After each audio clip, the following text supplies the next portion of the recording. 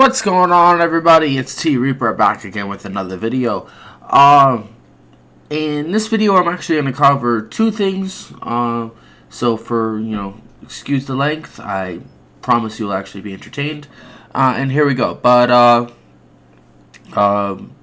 first, I want to acknowledge my new subs. Thanks so much for supporting the channel. I appreciate it. If you have yet to subscribe, please subscribe. I try to give out weekly content as much as possible when I am not working. But okay, so first topic is this new Assassin's Creed DLC, Curse of the Pharaohs. Really fun. I liked the I liked the gameplay. I liked the story arc. I liked the concept that it actually ends up at the end. And this boss that you're actually seeing me fighting right now is actually the end boss. But don't worry, I didn't actually give too many actual spoilers in this thing, so I won't actually, I won't tell you. But it is actually a really good DLC. At least 5 to 6 hours worth of your time.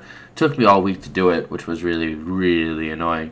And this boss, I died like 5 different times.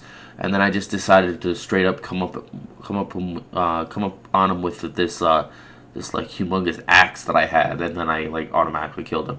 I liked the I think I liked this DLC a lot more than I actually liked the Hidden Blades. And with that DLC, you saw me do like a whole 30-minute video, of the of a stream with that content. But this, I'm just gonna tell you that it is, if you don't have the Ultimate Edition that has the Season Pass, and you're thinking about getting this and you like Assassin's Creed, go ahead and get it, because it's actually really fun, and it's you fight a lot of super natural pharaohs, which is really cool. You actually fight Ramses, which is which was another fun boss battle that I actually had a glitch there that was kind of fun. Other than that, it's Assassin's Creed, a lot of fun. Bosses are a pain in the ass, and what else is new? And then to the second and main topic of this video is the last couple of videos. I've been kind of expressing gripes and acknowledgments and whatnot, but today I'm gonna acknowledge something that's kind of been on my mind, and kind of very apparent in everybody's Twitter feeds and everybody's complaints and all this freaking shit. And that is, man, I tell you, Xbox nowadays, not what it's meant to be. Everybody's wanting single player over multiplayer, and everybody who's followed this channel so far knows my personal opinion is, if you have an Xbox, it's mainly for multiplayer concepts, because back in the day, everybody was so competitive, and now everybody's so freaking casual. It's absolutely insane. Xbox not using what it's meant to be, how it's meant to be used. And that I can personally, attest to that, because I see a bunch of people on my friends list that almost never pick up a game. So I sympathize with the pony rhetoric, how Xbox people, some Xbox people don't, buy the system, but they don't, they don't buy any games for it. They just use it for Netflix and chill. And last but not least, and this is kind of the one of the core points of my core values, is settling for indie games over mainstream titles. And that is kind of my personal thing, is like, I don't like, if it's not mainstream and if it's not AAA quality, I don't play it. I see, a decent amount of, invites to Fortnite. I'm not playing Fortnite because I honestly don't settle for trash. Survival games, I don't honestly deal with those types of games because I'm personally just not a fan of them. I don't play PUBG or Fortnite, so anybody on my friends list that's trying to invite me to PUBG or Fortnite, don't do that, because I'm honestly not going to accept your game request. I'm just honestly just gonna ignore it. I don't play those games, and I honestly never will. I'm not a fan of the battle royale genre, and that's just honestly me. Um, but a lot of people, have lost sight of the fact what Xbox is, and what the main purpose of the system is for. And to me, always the system has always been about about multiplayer, about PvP, and always about Xbox Live interaction, so on and so forth. And everybody seems to be so apparent. They want those single player games. They want those boring ass indie titles that just drawl on and on and on. And then you have everybody talking about, oh, what is Phil actually giving you? Well, I'll tell you what Phil is actually giving us. He's giving us a whole bunch of indie titles that no one really gives a shit about, except for like the hardcore achievement hunters that have nothing better else to do with their life. Um, and again, that's just what I think. And overall, I think Xbox should stay core to its multiplayer roots. And there's always a for every action there is a reaction and there is a counter.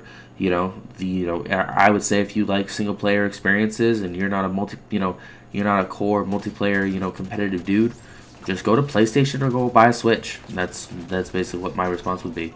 Now, if you like playing your multiplats on Xbox, and you like the story games like Quantum Break and Rise, Son of Rome, which are all awesome games.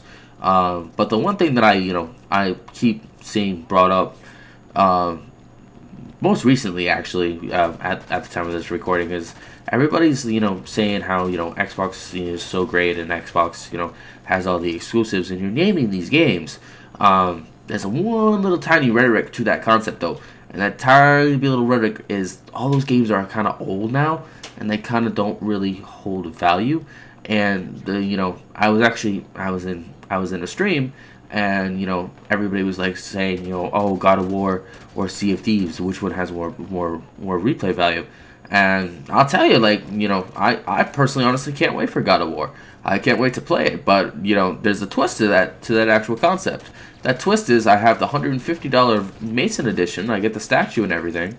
But the kicker is I'm only gonna play that game once. With Sea of Thieves, I know I'll at least play that with a group of friends at least a decent 5 or 6 times before I put it down. God of War, it's a one trip, one time experience concept. I'm not gonna play it once I beat it once. Sea of Thieves, I'll at least have replay value, and that's basically what I want to try to get across to my to the Xbox people is you always want to go with games that have replay value. That's why multiplats rule. That's why the multiplayer genre will live on forever, because it'll always have replay value regardless. And it doesn't really matter if you're not a fan of Call of Duty, and some of you might actually not like Halo. I love Halo. As long as it's not an RTS, I'm totally fine with it. But this is I personally love Halo. I actually can't wait for Halo 6 to come out. But if I'm not playing Halo and I'm not playing COD, and there's no actual single player multiplats to honestly beat, then I'm legitly just chilling and relaxing. I'm not really doing anything. And in my personal opinion, Xbox is basically for that that competitive experience. It's for that multiplayer enjoyment. It's not really for that sit back and just enjoy a story time kind of concept. And I just anybody I think we've as a community, we've gotten used to the concept that that's whether they're trying to drive it.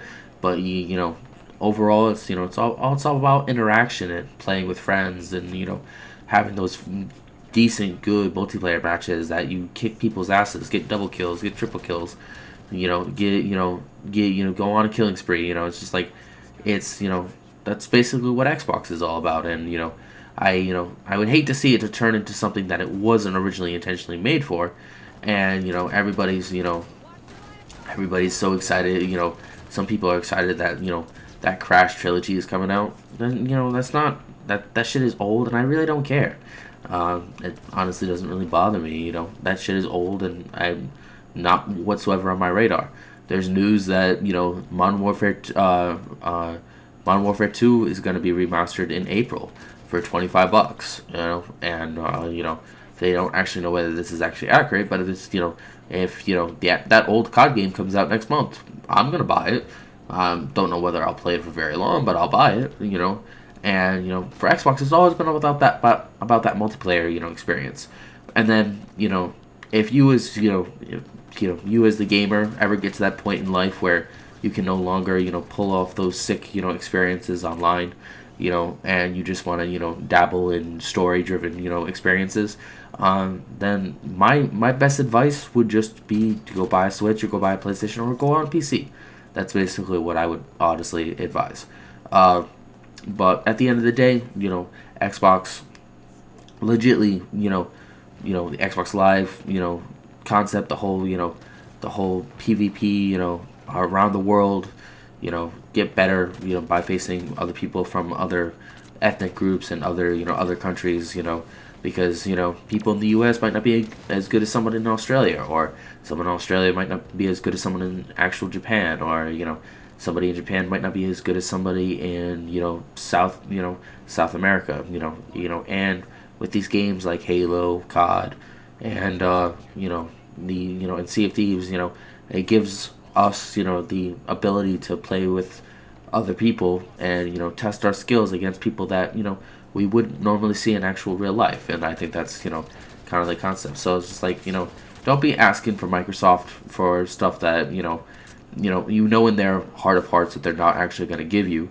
And you just gotta resign to the fact that this box is for multiplayer experiences, and single player is a priority for them, but it's not what they strive to honestly give us. They strive to give us the best multiplayer experience possible, and the best social interaction possible, and the best community possible.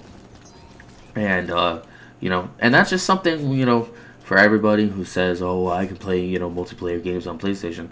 It's not really something. That's not really a community, and that's not really something that you get on PlayStation. Sad to say. I mean, some of these games are actually on PlayStation, but the community vibe is not the same, and that's just again, that's just my opinion. Anyway, this is T Reaper. I hope you enjoyed this nice little speech. Have a good week, and I'll see you guys again soon. Later. Peace out.